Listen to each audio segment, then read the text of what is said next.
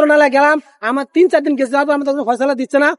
Company কাজকর্ম করতে চাই না, আমাদের পিছনে জানামানা দিয়ে দাও। 37 জন মানে নিয়ে আমরা অফিসে কাজকর্ম করবো। আমাদের দাবি দেওয়া ছিল, আমরা গত 27 তারিখে বাড়ি গেছি ঈদের ছুটিতে। 22 তারিখে আইসা 6 তারিখ মতো অফিস খোলার কথা ছিল। আমরা আইসা দেখি 47 জন 301 দ্বারা ফ্যাক্টরি বন্ধ এবং 47 জন শ্রমিক ছাড়াই করার পরে যে শ্রমিক গুলো থাকে আমরা এসে তালা মারা।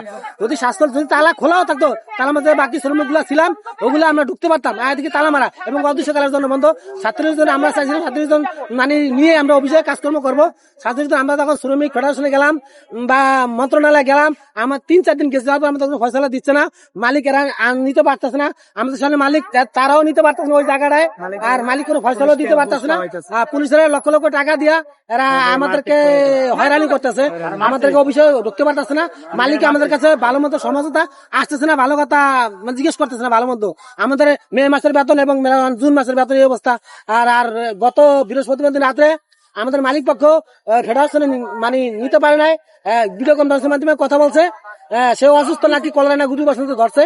যাই হোক, গত বৃহস্পতি রাত্রে রাত 2টা বাজে আমরা অফিসে মাল শিটম্যান ছিল আমরা বাধাইতে গেছি, আমাদের বেতন দিয়া আমাদের ফসলের মধ্যে আনে মাল ঠান মানে ফসলা করার পরে আমাদেরকে বেতন দেন বা কি করবেন। না দিয়ে পুলিশের ঘুষ মুষ দিয়া তখন এই রাত্রে 400-500 পুলিশ আনিয়া দাঙ্গামা শ্রমিকদেরকে গাড়ি ফিট করে দিয়া পুলিশ প্রশাসন অন্য এলাকা থেকে লেবার আনিয়া এই মাল রাত্রে আমাদেরকে মাইরপিট করিয়া এই মাল শিটমেন্ট হয়। কত এলাকার জনগণ সব আমাদের দাবি হলো আমাদের এই আমরা আর মূল উদ্দেশ্য হলো আগে যে মালিক ছিল ইউনিফর্ম টেক্সটাইলের সে মালিক একজন ভাইয়ারকে মানে দায়িত্ব দিয়া মানে ওর কাজ করে বাইরকে দিয়ে দিছে। কিন্তু আমাদের কথা আমরা 10-12 বছর কাজ করলাম বা আমরা তো জানি না 15 বছর কাজ করছি, এদের একটা বেনিফিট আছে 15-16 বছরে বেনিফিট আমরা চাই, যেহেতু ওদেরকে দিয়ে অত নতুন হয়তো আমাদের পারবে কাজ করতে, প্রোডাকশনে পারবে 50 পিস, ও প্রোডাকশনে দায়িত্ব দিচ্ছে 100 পিস, আমাদের পারবো না। আমি আবেদনকে খারাপ ব্যবহার খারাপ আচরণ এগুলা করতেছে বা করছে, এই বিধে আমাদের দাবি দলে মালিকের কোনো কাজকর্ম করবো না বা বেতন পাওনা যদি আমাকে পরিশোধ করে দেব।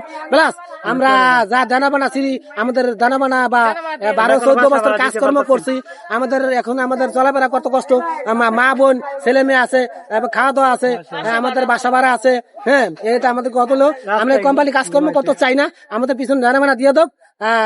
এটি আমাদের মহোদয়ের কাছে মানে বিচার চাচ্ছি আর কি। প্রধানমন্ত্রী নিজে এই আমাদের কোনো ফয়সালা এখন আমরা পাচ্ছি না আর কি। ওনার কানে এগুলো নিউজ যাচ্ছে না, পুলিশ আজকে গায়ে দিচ্ছে এগুলো প্রমাণ ভিডিওর মাধ্যমে। গত রাত সারা রাত্রে পুলিশ এই প্রশাসন দিয়ে এই মাল শিটমেন্ট দিছে 2 গাড়ি। যদি কোন এদের কথাই শুনবে না, এদের মাল এই মানে নিয়ে যাবে, আমাদের হরেন পিঠায় ফাটায় মালগুলো নিয়ে যাবে। আমাদের কোনো আজকে তো প্রায় 10-20 জন মনে হয়েছে। আর গত বৃহস্পতিবার দিন ধরিয়ে তো নিয়ে আমরা গত বৃহস্পতিবার দিন আমরা সারাই আনছি, সারা নেতা খেতা দিয়ে সারাই মারা আনছি। আর আজকে যে ধরছে এগুলো তো কিন্তু অন্যায় নেই, এগুলো তো অন্যায় নেই, কিছু করি নাই। প্রধানমন্ত্রী আর এই যে প্রশাসন বলছে যে ভাঙচুর করছি, এটা আপনারা যে এই এলাকার এই যে ব্যবসায়ী আছে বা আমরা স্থানীয় যারা জিজ্ঞাসা করেন বা তথ্য নেন, আমরা বাংলাদেশ প্রশাসন হামলা চালাইছি না, আমাদের কিছুই করি নাই।